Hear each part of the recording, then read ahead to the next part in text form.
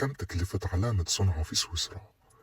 وضع علامة صنع في سويسرا تشكل حوالي 20% من سعر المنتجات العادية و50% من سعر المنتجات الفاخرة. اتنين اخوات وحبوا يعلموا العالم يعني ايه جودة، وان هما ازاي يقدروا ان هما يحققوا نجاح قدام برفيوم قوي، وبرفيوم محقق نجاح قوي جدا زي ديور سافاج اليكزير، ويعملوا برفيوم زي جسادة امباسادور انتنس بنقاء اعلى من نقاء ديور سافاج اليكزير، وبثبات اعلى وبفوحان اعلى وبكواليتي زجاج شكله شيك جدا، من اول الغطا لغايه الاوتومايزر لغايه المكونات اللي موجوده جوه، من توب نوت لميدل نوت لبيز نوت، مليان مكونات.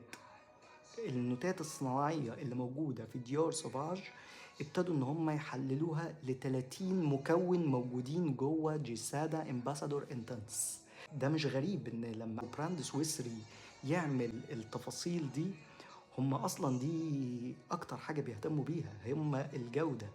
اي حاجه محتاجه جوده عاليه جدا في التصنيع بتتعمل في سويسرا.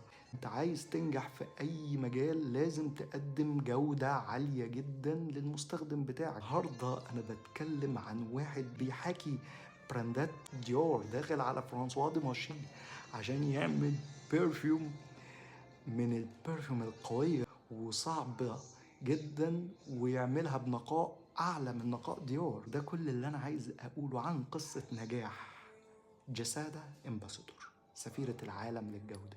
شكرا لكم.